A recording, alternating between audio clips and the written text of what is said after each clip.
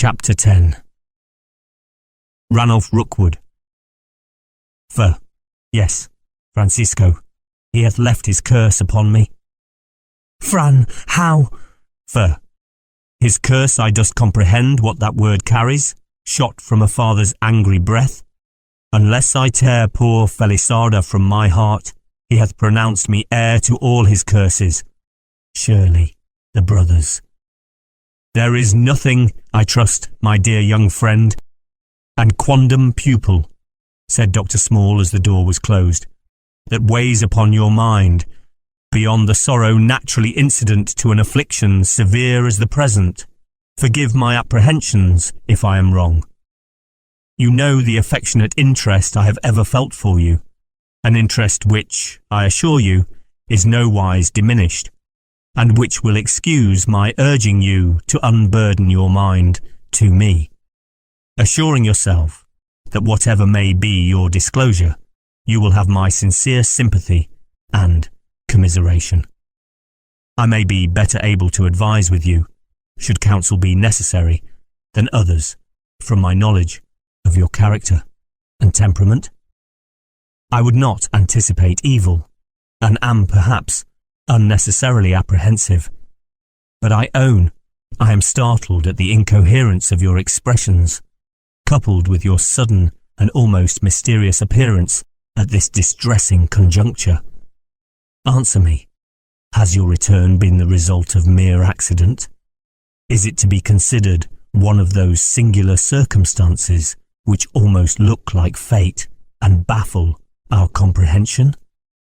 Or were you nearer home than we expected, and received the news of your father's demise through the along some channel unknown to us?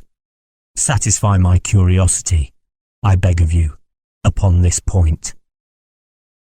Your curiosity, my dear sir, replied Ranulph gravely and sadly, will not be decreased when I tell you that my return has neither been the work of chance, for I came fully anticipating the dread event which I find realized, nor has it been occasioned by any intelligence derived from yourself or others. It was only indeed upon my arrival here that I received full confirmation of my apprehensions. I had another, a more terrible summons to return. What summons? You perplex me, exclaimed Small, gazing with some misgiving into the face of his young friend. I am myself perplexed, sorely perplexed, returned Ranulph. I have much to relate, but I pray you bear with me to the end. I have that on my mind which, like guilt, must be revealed. Speak then fearlessly to me, said Small, affectionately pressing Ranulph's hand, and assure yourself beforehand of my sympathy.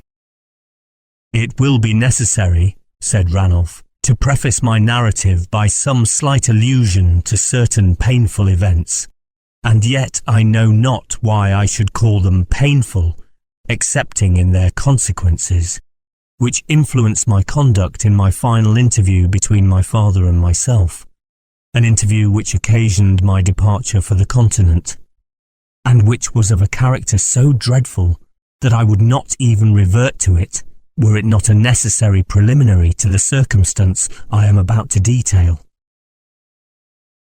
When I left Oxford, I passed a few weeks alone in London. A college friend whom I accidentally met introduced me, during a promenade in St. James's Park, to some acquaintances of his own, who were taking an airing in the Mall at the same time, a family whose name was Mowbray, consisting of a widow lady, her son and daughter. This introduction was made in compliance with my own request. I had been struck by the singular beauty of the younger lady, whose countenance had a peculiar and inexpressible charm to me, from its marked resemblance to the portrait of the Lady Eleanor Rookwood, whose charms and unhappy fate I have so often dwelt upon and deplored. The picture is there, continued Ranulph, pointing to it. Look at it, and you have the fair creature I speak of before you. The colour of the hair, the tenderness of the eyes, No, the expression is not so sad, except when... But no matter. I recognized her features at once. It struck me that upon the mention of my name, the party betrayed some surprise, especially the elder lady. For my own part, I was so attracted by the beauty of the daughter, the effect of which upon me seemed rather the fulfillment of a predestined event, originating in the strange fascination which the family portrait had wrought in my heart, than the operation of what is called love at first sight, that I was insensible to the agitation of the mother. In vain I endeavoured to rally myself. My efforts at conversation were fruitless. I could not talk. All I could do was silently to yield to the soft witchery of those tender eyes, my admiration increasing each instant that I gazed upon them.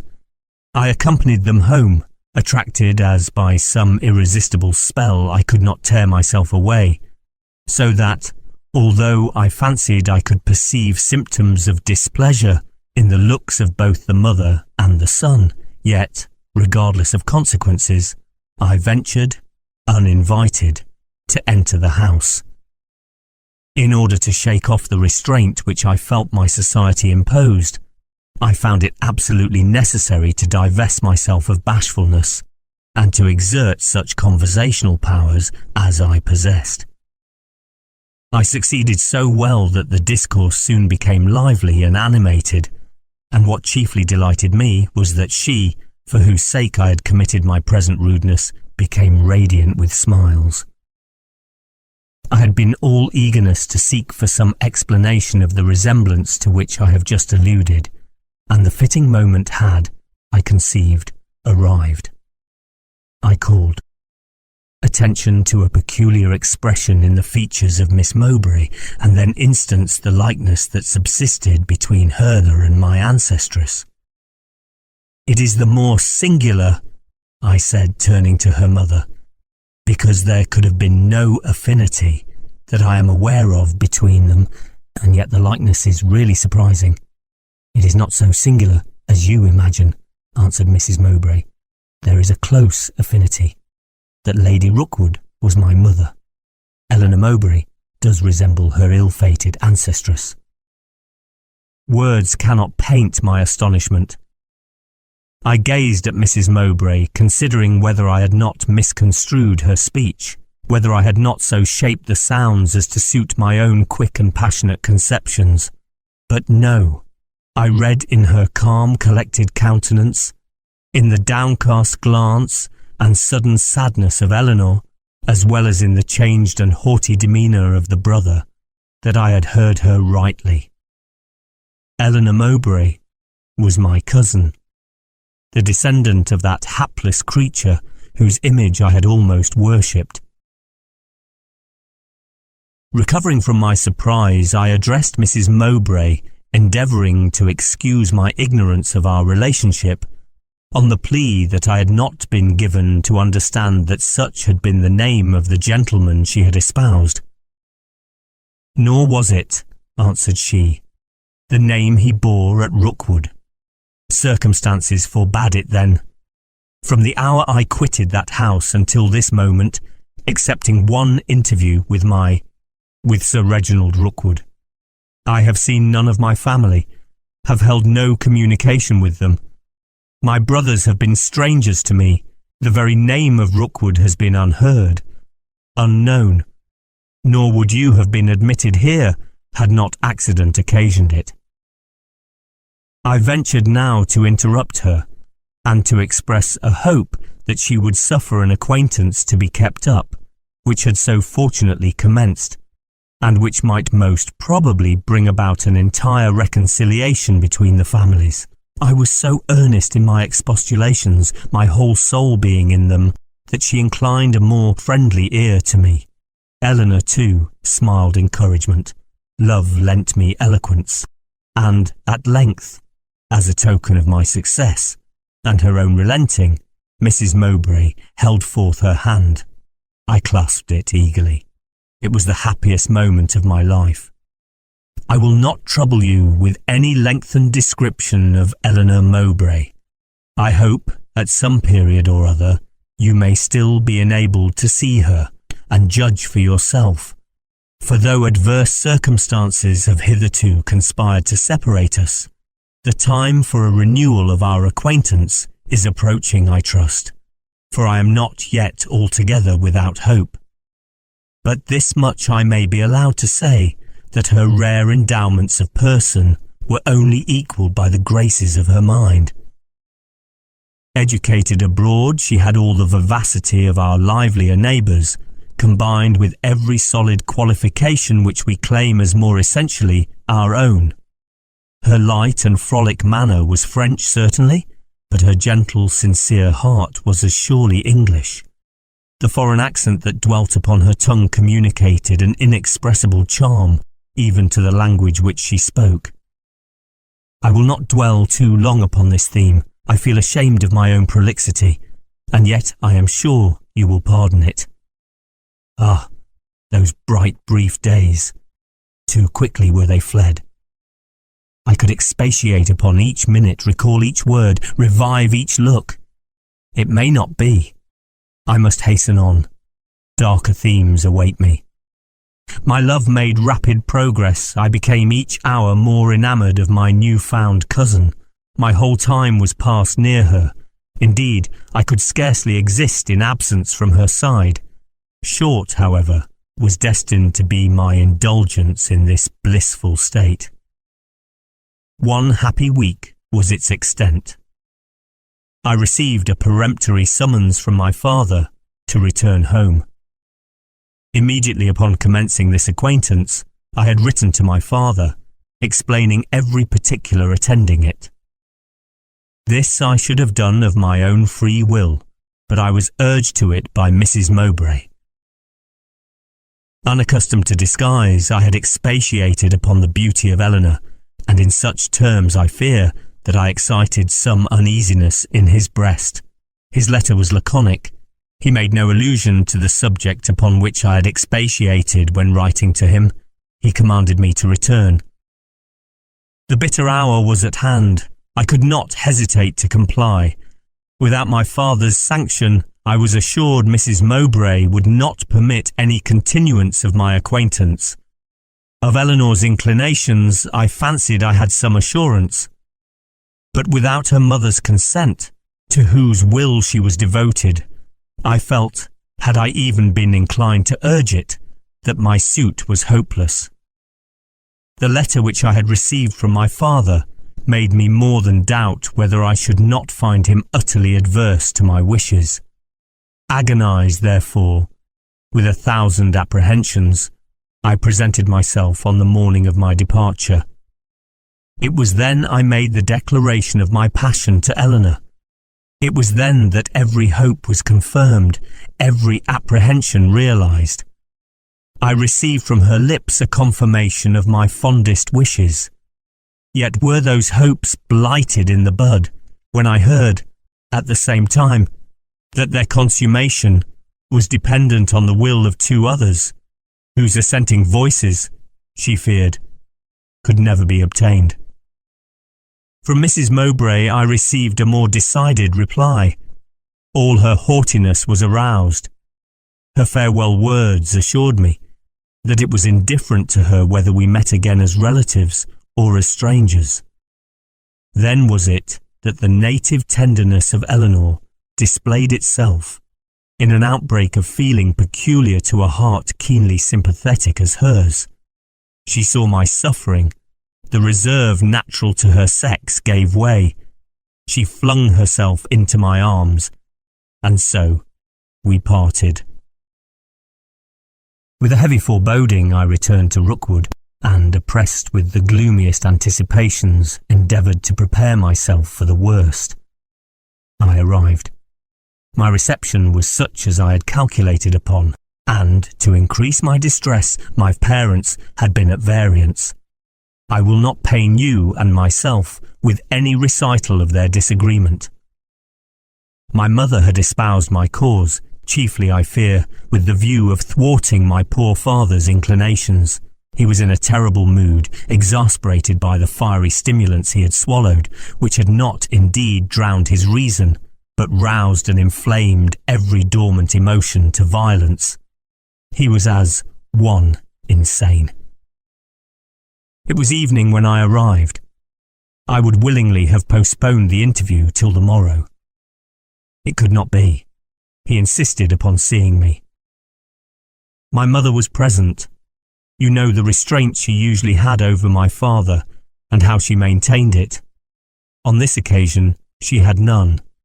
He questioned me as to every particular, probed my secret soul, dragged forth every latent feeling, and then thundered out his own determination that Eleanor never should be bride of mine, nor would he receive under his roof her mother, the discountenanced daughter of his father. I endeavoured to remonstrate with him. He was deaf to my entreaties. My mother added sharp and stinging words to my expostulations. I had her consent, she said. What more was needed? The lands were entailed. I should at no distant period be their master, and might then please myself. This I mention in order to give you my father's strange answer. Have a care, madam, replied he, and bridle your tongue. They are entailed, 'tis true, but I need not ask his consent to cut off that entail. Let him dare to disobey me in this particular, and I will so divert the channel of my wealth that no drop shall reach him. I will, but why threaten?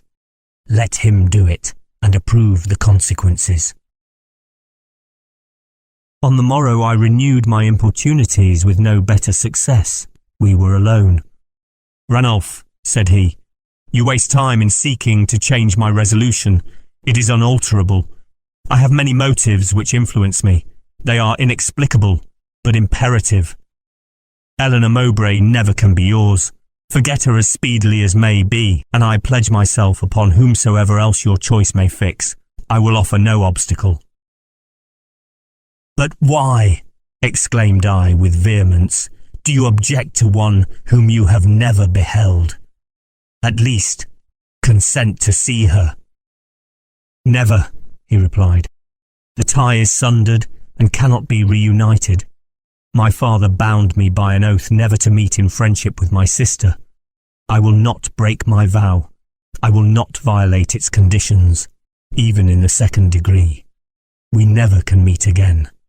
An idle prophecy which I have heard has said that when a Rookwood shall marry a Rookwood, the end of the house draweth nigh. That I regard not. It may have no meaning, or it may have much. To me it imports nothing further than that, if you wed Eleanor, every acre I possess shall depart from you, and assure yourself this is no idle threat. I can and will do it.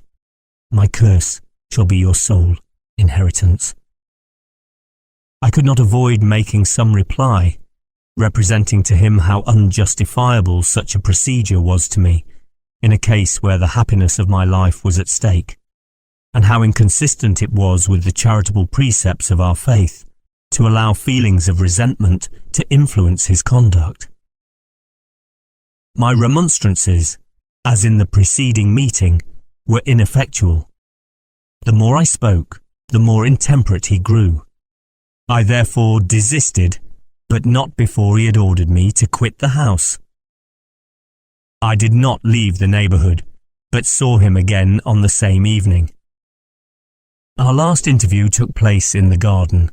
I then told him that I had determined to go abroad for 2 years, at the expiration of which period I proposed returning to England, trusting that his resolution might then be changed, and that he would listen to my request, for the fulfilment of which I could never cease to hope. Time, I hoped, might befriend me.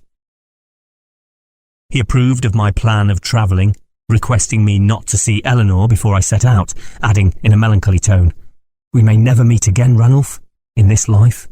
In that case, farewell forever. Indulge no vain hopes.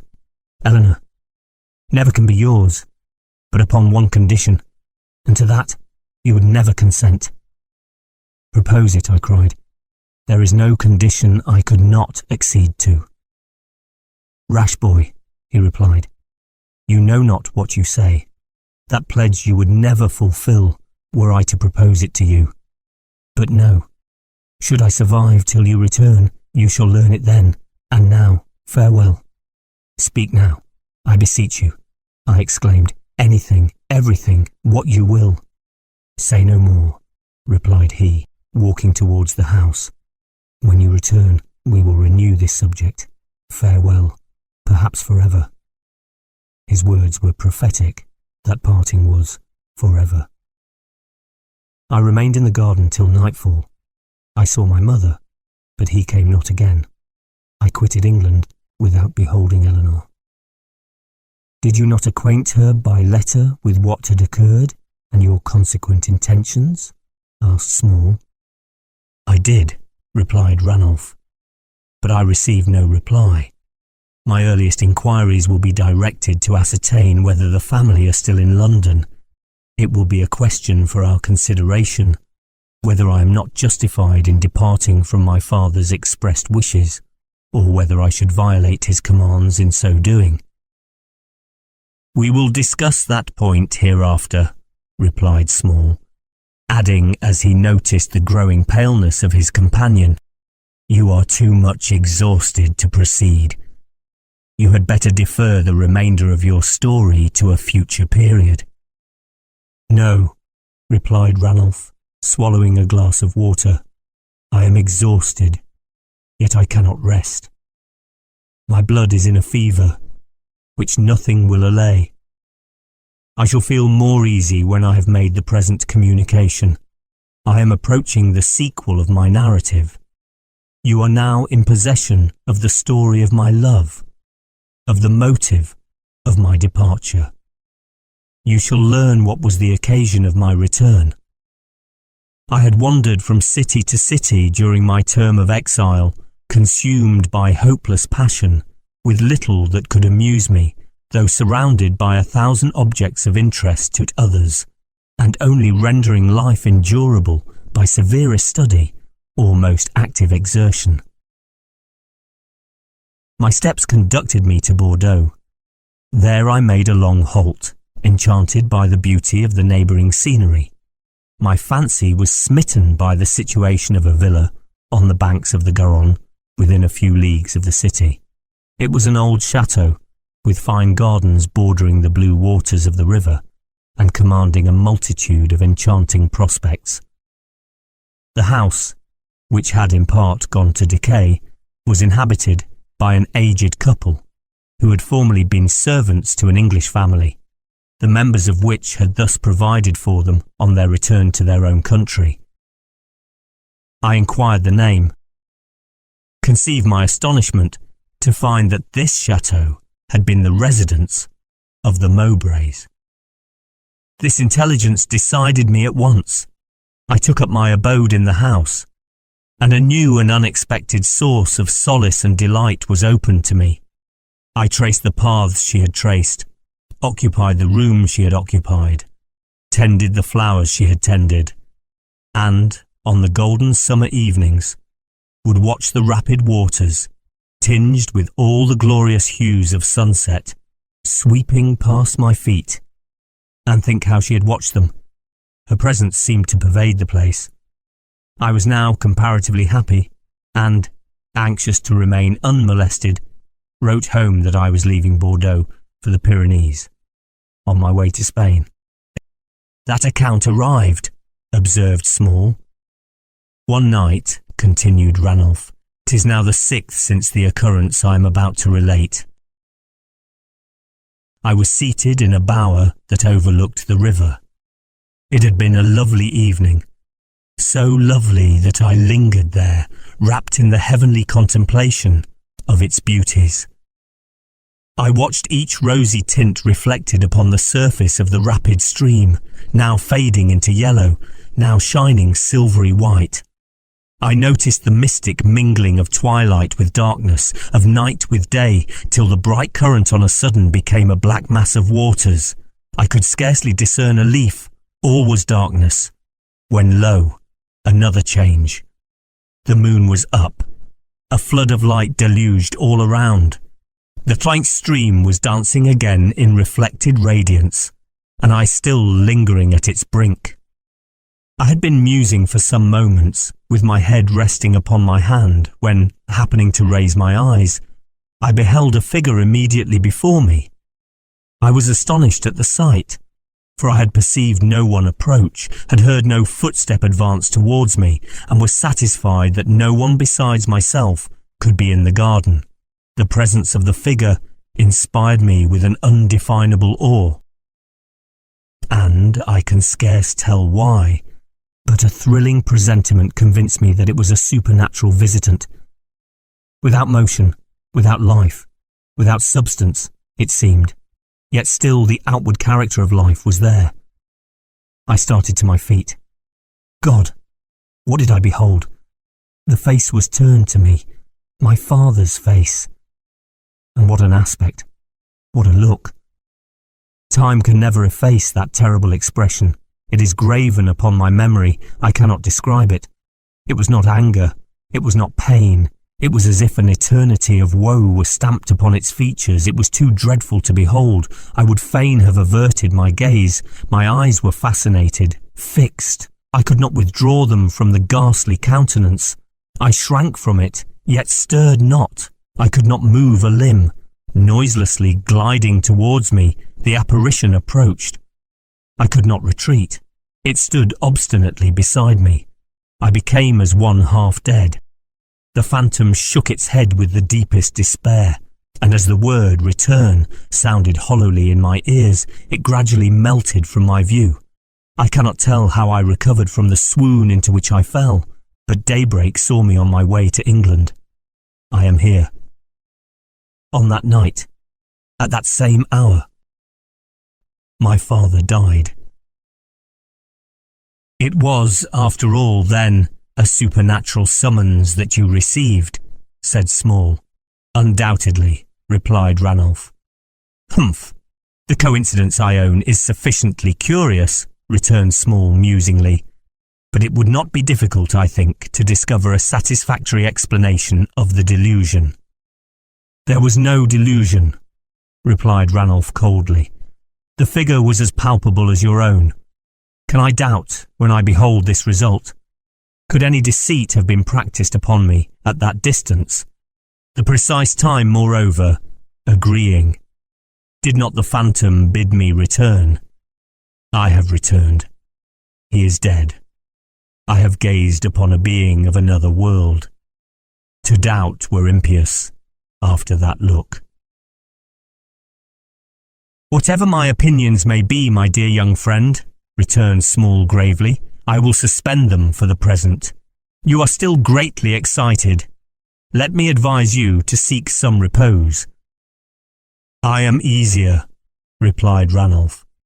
But you are right. I will endeavour to snatch a little rest. Something within tells me all is not yet accomplished. What remains? I shudder to think of it. I will rejoin you at midnight. I shall myself attend the solemnity. Adieu. Ranulph quitted the room. Small sighingly shook his head, and having lighted his pipe was presently buried in a profundity of smoke and metaphysical speculation.